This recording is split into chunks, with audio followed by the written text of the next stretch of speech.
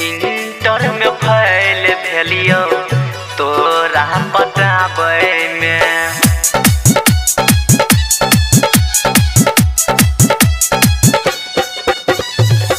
Inter में फैल भेलियो तोरा पटाबै में। तोरा पटाबै में।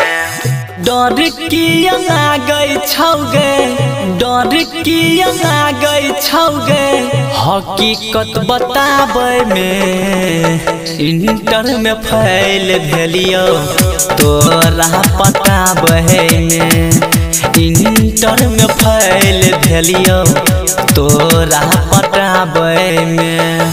डर किया गई छौगे, डर किया गई छौगे, हकीकत बताबै में। इंटर में फैल भेलियो तोरा पटाबै में। इंटर में फैल भेलियो तोरा पटाबै में। महिमा डीजे इंटर में फैल भेलियो तोरा पटाबै में।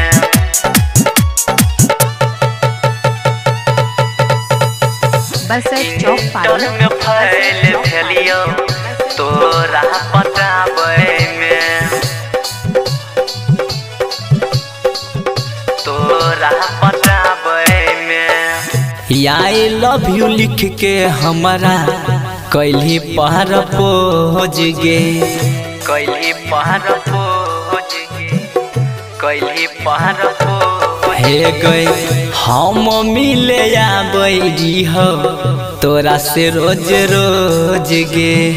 तोरा से रोज रोज गे, तोरा से रोज रोज गे। आई लव यू लिख के हमारा कैली पहर पोज गे। हम मिले आबै हो तोरा से रोज रोज गे। कम नहीं कैलियो गे पगली, कम नहीं कैलियो गे पगली, प्यार के जताबै में। इंटर में फैल भेलियो तोरा पटाबै में। इंटर में फैल भेलियो तोरा पटाबै में। इंटर में फैल भेलियो, इंटर में फैल भेलियो तोरा पटाबै में। इंटर में फैल भेलियो तोरा पटाबै में। तोरा पटाबै में। तोर चलते निकल गेलियो हम अपना घर से। हम अपना घर से, हम अपना घर। हाँ छोड़ दिलियै स्कूल मारे खाए के डोर से।